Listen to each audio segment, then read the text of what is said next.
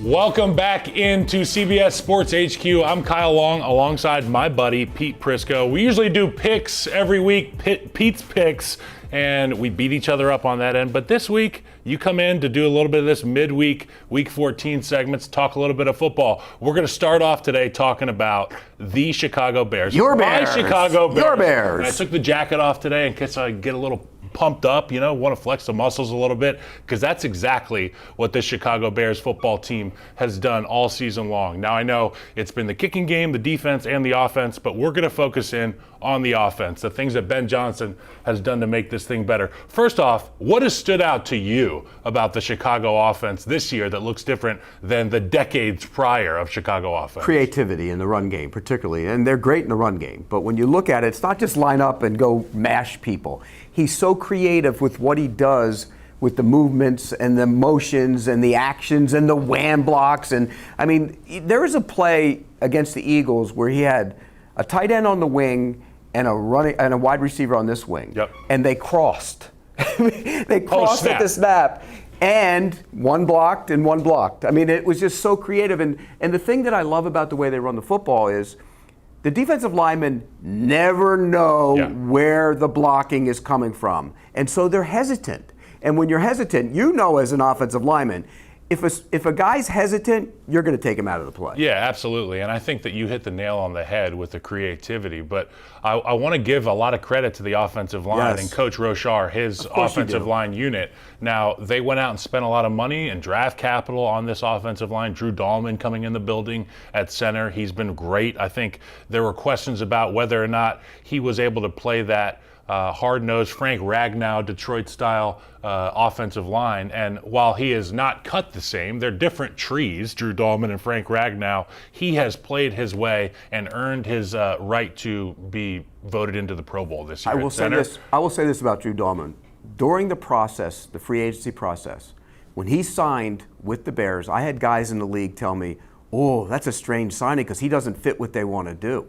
And exactly to your point, they thought he was in that zone scheme with, I thought Ben Johnson was going to have to use him in a different way that we use the center in Detroit. Hasn't. And I think that his ability to be cerebrally ahead of the game, he's a Stanford guy, his old man played in the league, and I just think he is all ball, the perfect fit for a guy like Ben Johnson. And you flank him with real killers. Joe Thuney, while it's boring to watch, there isn't a play where he isn't dominating somebody quietly. Jonah Jackson, on the contrary, he's an ass kicker, and he's out there, and sometimes the technique might not be exactly right, but he is rolling guys off the ball. I haven't even talked about the tackles yet, and we're going to get there, but the double teams on the inside have been awesome. And I think you marry up that run game with the ability to get guys open down the field, and we are only experiencing the tip of the iceberg for the Chicago Bears offense, because Caleb, as you and I will say this, there is still meat on the bone for Caleb and his productivity.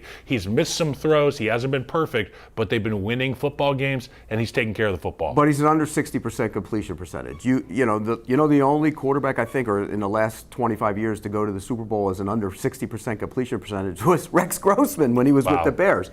And so that has to come up. They're not. Look, this is great. The run game's great. And they've admitted that in the building, he came out and said it this week. Yeah. He said they have to be better throwing the football. And I think you would think with this run game that they would be better throwing the football. So it's probably the next step in the evolution of the offense. So if you think that the Chicago Bears team is scary right now, if you think that this offense is on a record-setting pace for Chicago, just wait around a little bit, because it will get better. And also take into account you're playing in Chicago. There's a reason kickers usually suck in Chicago. There's a reason it's hard to field punts and throw the football, because the weather can suck in Chicago in that outdoor stadium at Soldier Field. But I want to talk a little bit about the X's and O's. So we talked about the brawn, we talked about creativity. You talked about post-snap motion and movement and ways to get eyes of the defenders crossed. I think that pre-snap, the biggest changes have happened. I remember when I came in the league, 2013, there was a lot of stagnant formations. It was, let's break the huddle, you're going to line up, we're probably going to snap the ball. We might bring the receiver down from outside, tighter a little bit, but that's really it. Quarterbacks liked it that way, though. They liked it that way because they could see the defense, and they could say, this is what Right. I'm working like against. Peyton Manning loved and that. Let's go play. Rodgers loved it. Just like offenses have changed, defenses have changed. The disguises have become more complex. There are more exotic pressures. The coverages are more plentiful.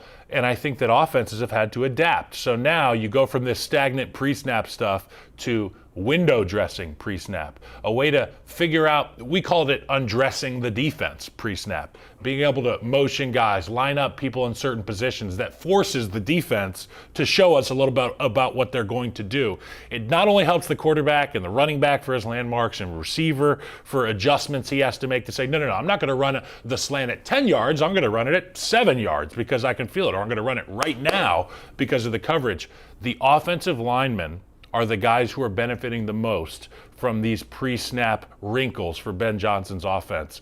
Because there are some situations as an offensive lineman based on alignment. If you're 3 feet, 4 feet away from me right now, that's going to be a hard block for me to reach you.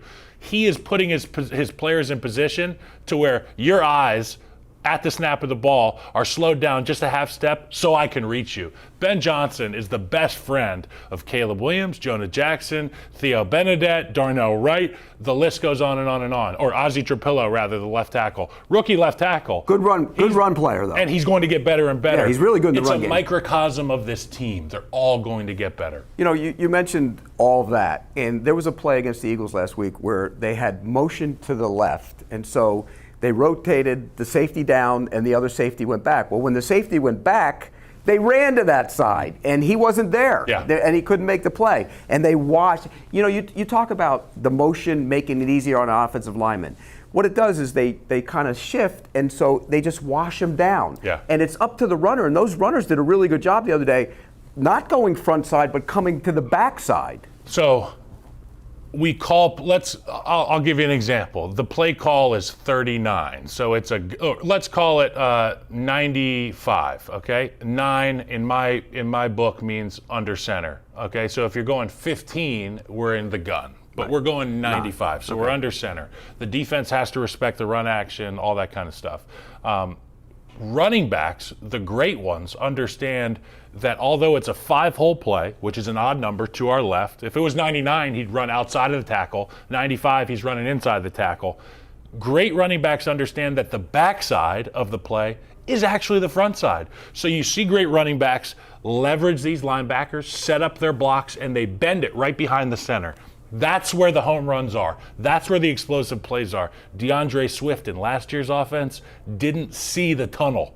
This year, for whatever reason, whether it's Eric Bieniemy, whether it's Ben Johnson, whether it's the rookie Kyle Monangai showing him how to hit these holes, both of these guys are seeing it, leveraging it, helping their offensive linemen.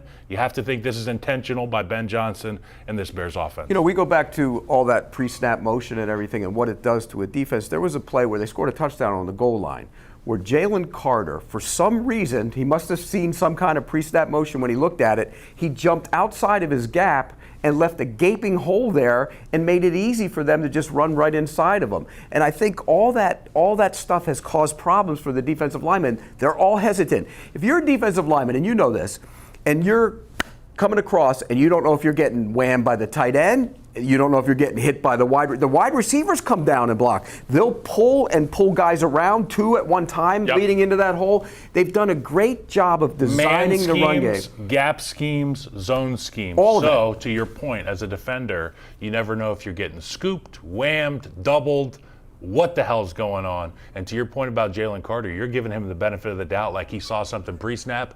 I'm going to credit it to this Bears offense being so damn physical and just like a wave hitting the beach. They're inevitable right now. The run game, it has to frustrate defenders. Then they get out of their techniques. Then the walk-in touchdowns happen. There was a play the other day where they had 3 doubles.